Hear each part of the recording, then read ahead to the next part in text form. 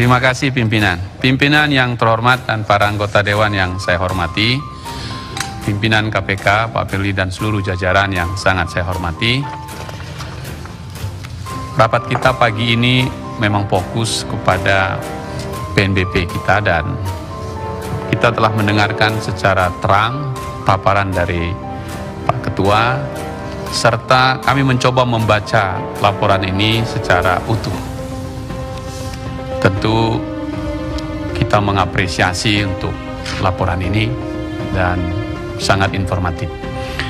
Izinkan saya untuk mendalaminya dan dengan beberapa pertanyaan agar lebih detail lagi tentang apa yang barangkali waktu nggak cukup Pak Firly jelaskan. Kita mulai misalnya tadi sudah disampaikan teman-teman soal sumber PNBP itu gratifikasi penanganan perkara dan PNBP umum. Nah, apakah pertanyaan saya adalah dari data yang tadi dibacakan atau disampaikan Pak Asrul, mana yang kira-kira berpotensi lagi bisa dikembangkan di kemudian hari? Itu dari data tahun-tahun sebelumnya. Yang kedua, mengenai fokus kegiatan kita yang tadi ditanyakan oleh Komisi 3, kita ingin juga masuk pada kajian-kajian yang tadi optimalisasi. Menurut saya selain PNBP yang tadi diangkat sekian ratus persen tadi, penyelamatan ini mungkin juga bisa dibikin datanya ini. Misalnya kajian tahun 2020 tentang COVID-19 ini sejak awal kita wanti-wanti betul, dan karena status darurat sehingga bahkan DPR melepaskan hak budgetnya untuk itu, sehingga kita berharap betul pada KPK untuk mengawasinya untuk menyelamatkan. Saya kira ini penting sekali karena angkanya besar sekali dan baru pertama kali kita APBN yang kita lepas kepada eksekutif supaya betul-betul kita selamatkan anak bangsa dari soal-soal COVID ini. Dan muncul angka-angka ini. Hampir semua kajian COVID tahun 2020 ini A, B, C, D itu semuanya tentang sampai C itu aja kajian COVID itu. Saya berterima kasih untuk ini. Tapi kita pingin misalnya COVID pengelolaan bantuan sosial menyelamatkan 1,3 triliun. Besar itu Pak menurut saya. Besar sekali. Dan kalau misalnya COVID ini belum selesai, seperti apa ini mencegah ini? Dan menurut saya ini bagian dari yang tadi yang diselamatkan. Kemudian subsidi upah 622 miliar.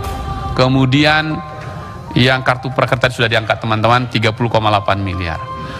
Nah, sekarang saya ingin masuk di kajian 2021 sektor perkebunan.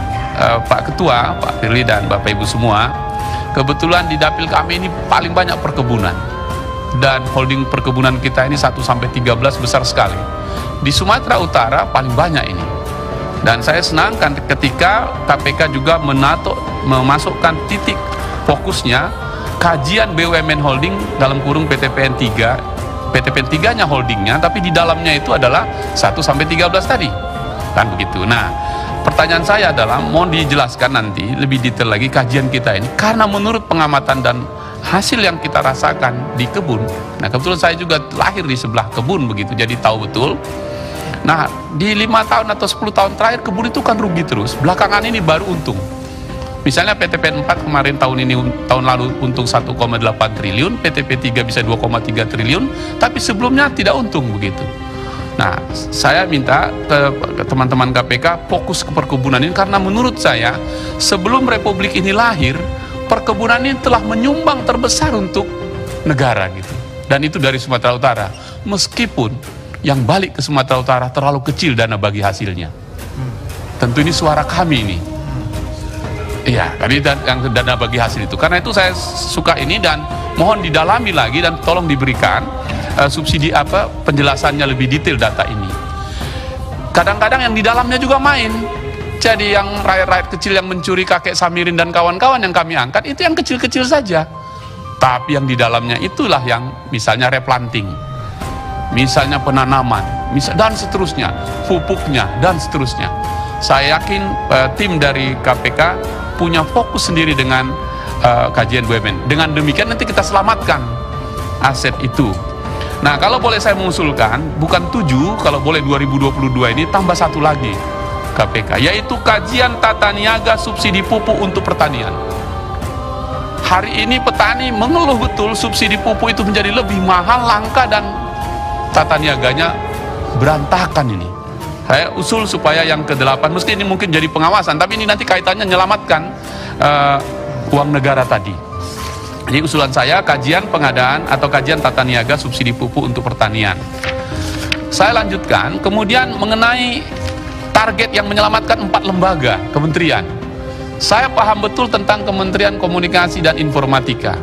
Karena kata-kata komunikasi di informatika kelihatannya ringan dia. Dulu ini yang paling sebut ini adalah Dirjen Bagian Frekuensi, BHP Frekuensi. Seingat saya bahwa BHP Frekuensi terbesar yang penerimaan negara yang terbesar diberikan kepada negara dari tahun ke tahun fix adalah dari BHP Frekuensi. Hari ini frekuensi yang terbatas itu, limited, terbatas sekali, itu kemudian menjadi nilainya tinggi sekali. Dan menurut saya ini sumber terbesar untuk negara. Dan saya mohon juga ini menjadi kajian, karena misalnya kasus dulu di Indosat yang sampai kemudian penjara 1,3 triliun itu jugalah dari soal izin frekuensi ini. Nah, oleh karena itu ini bisa fokus lagi untuk menyelamatkan uang negara.